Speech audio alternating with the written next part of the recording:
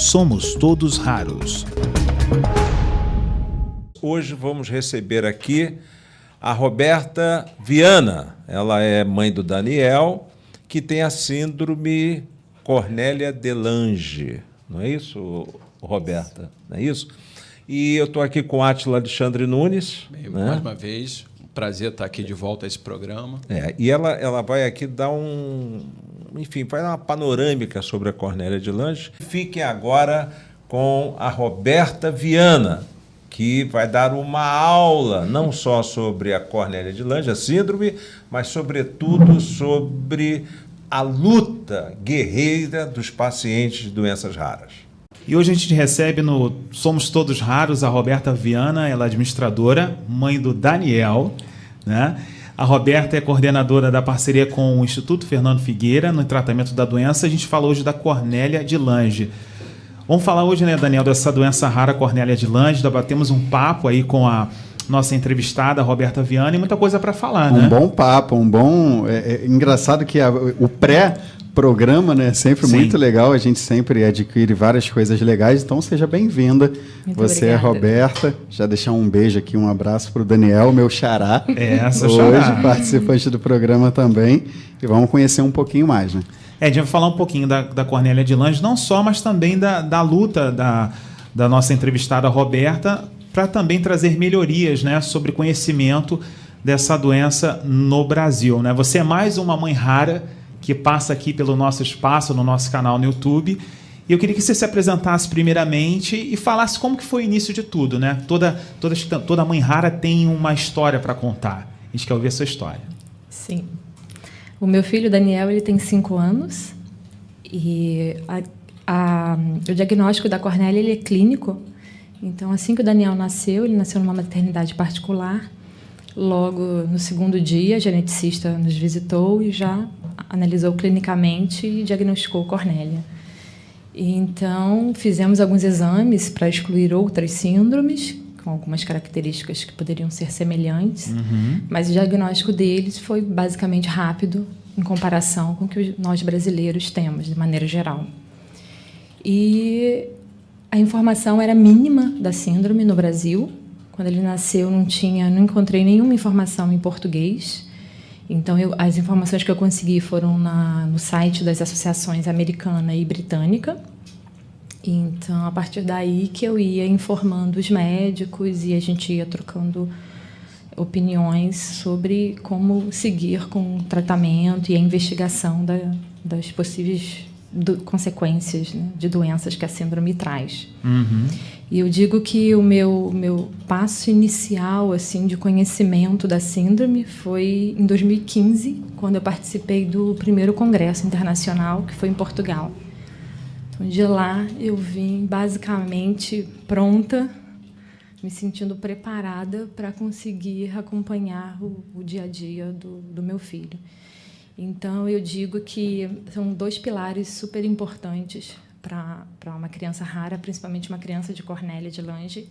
Acontece em 1 a cada 62 mil a 45 mil nascimentos. Ela é de origem genética.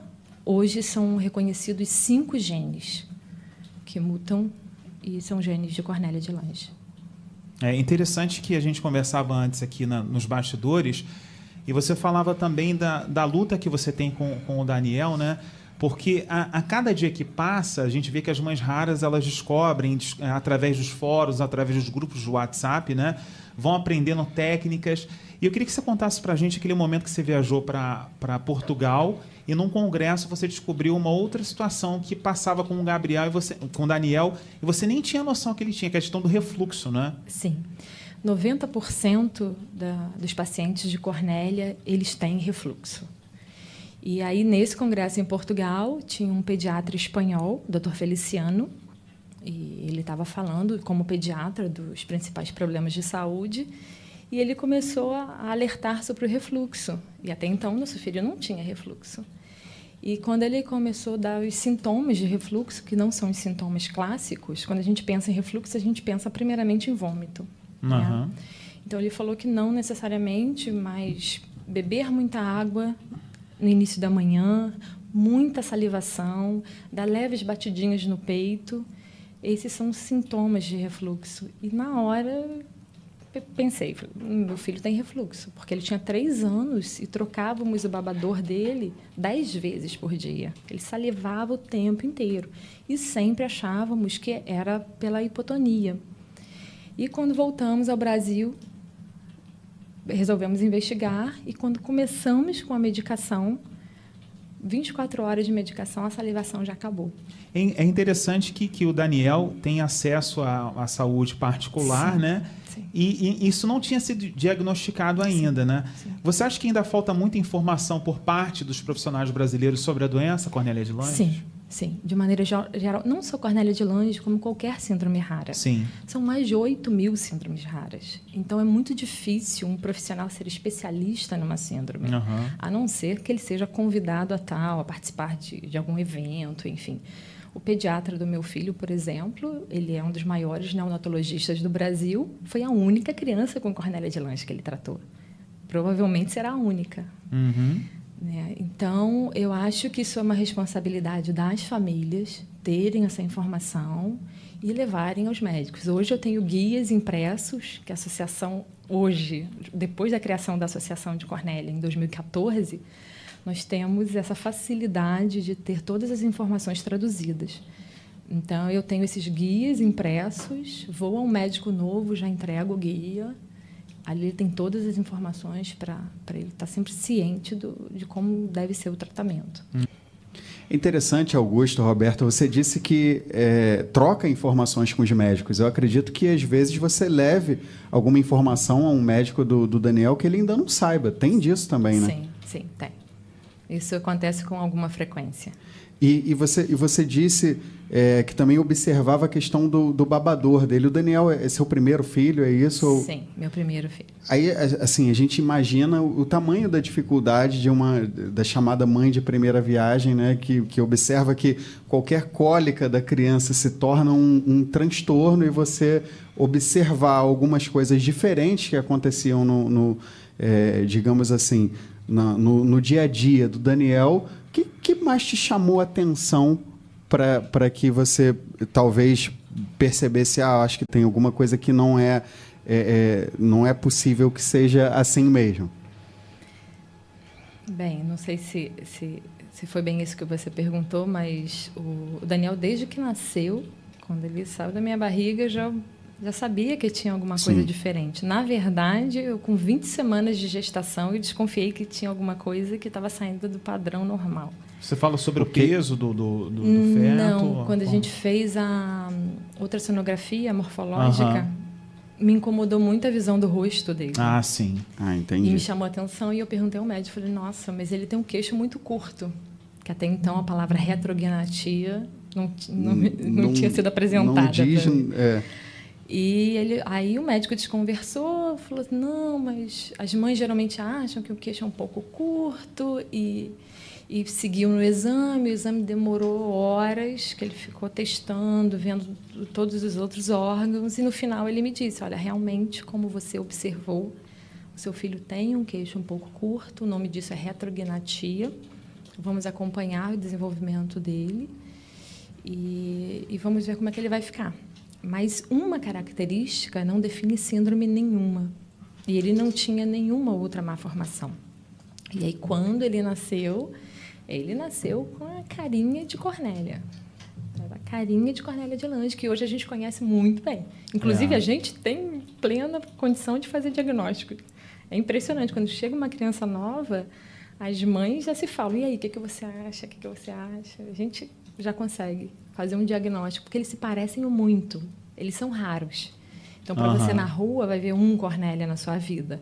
Agora, eu vejo muitos, então, para mim, é muito fácil. Né? E para quem está nos assistindo, quais seriam as características? Você falou do queixinho um pouco, Sim. Tem a questão da sobrancelha que é junta, não é Sim. isso? Ela continua, mas o quê? Eles têm retrognatia, alguns. Como eu disse, é um grupo de características e que nem todos têm todas as características, né?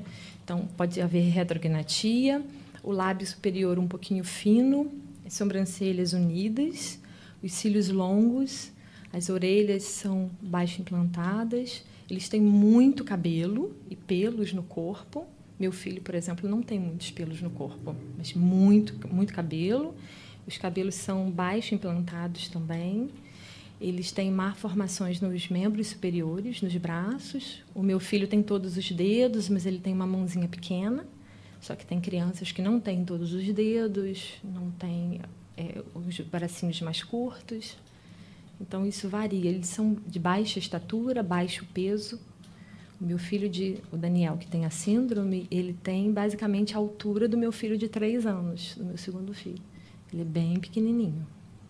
E é uma doença rara, é interessante, porque você mesmo falou que não existe assim uma... tem pessoas com essa doença rara que já tem uma sobrevida muito grande, né? Com 30 anos. Sim, sim. No Rio, nós temos a Dani, ela tem 43 anos. 43 anos. 43. Em alguns casos, como a gente conversava, como fica a questão da fala, da cognição, do desenvolvimento da criança, da questão do escolar? Para quem está nos assistindo que identifica, sabe que tem uma pessoa com Cornélia de Lange, ou nem foi diagnosticada ainda, a gente conversava sobre isso. Como que é essa questão do desenvolvimento da criança? Poucos falam, né? E quem fala, geralmente fala um pouco mais tarde. Eu estava conversando com você que nós temos o exemplo da Joana, em Belo Horizonte, que ela tem 40 anos, super ativa, flamenguista doente, conversadíssima, e ela começou a falar com 12 anos de idade.